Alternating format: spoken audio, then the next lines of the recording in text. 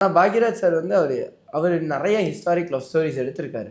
அவர் படங்கள் எல்லாமே கல்ட் ஃபிலிம்ஸா ஆமாங்க. இருந்திருக்கும்போது, அவர் உங்க படங்கள் பார்த்து அத பத்தி சொல்லும்போது எப்படி இருந்தது உங்களுக்கு?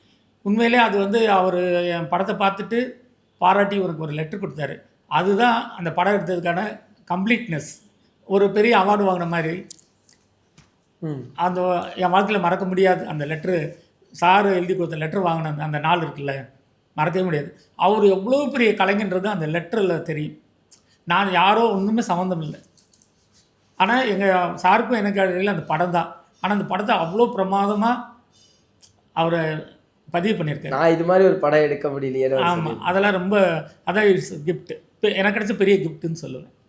சரிங்களா? கண்டிப்பா சார். ஆமா. அது இந்த படத்துலயும் வேற ஒரு உணர்வு இருக்கும். என்னடா இவ்வளோ புதுசா இருக்கு. பார்க்குறவங்களுக்கு நான் இந்த படம் ஆசா புசான்னு எடுக்கிறதெல்லாம் எடுக்கல. என்கிட்ட பணம் இல்ல, பட்ஜெட் இல்ல. சும்மா அதாவது என்னன்னா, படம் எடுக்கணும்னு சொல்லிட்டே இருக்கிறாங்களே நெறைய பேரு. அப்படி இருக்கக்கூடாது. சரி ஒரு நாள் ஷூட் பண்ணலான்ட்டு தான் நான் ஊட்டிக்கே போனேன். ஒரு நாள் ஷூட் என்கிட்ட பண்ணலாம். பட்ஜெட் இருக்கு. ஒரு நாள் ஷூட் பண்ணலான்ட்டு. அப்படியே போனேங்க. அப்படியே அது என்னன்னா நான் எடுக்கணும்னு நெனைக்கிறேன்ல. அப்படி அப்படியே 1 நாள், 2 நாள், 18 நாள்ல அந்த படத்த முடிச்சுட்டு வந்தேன்.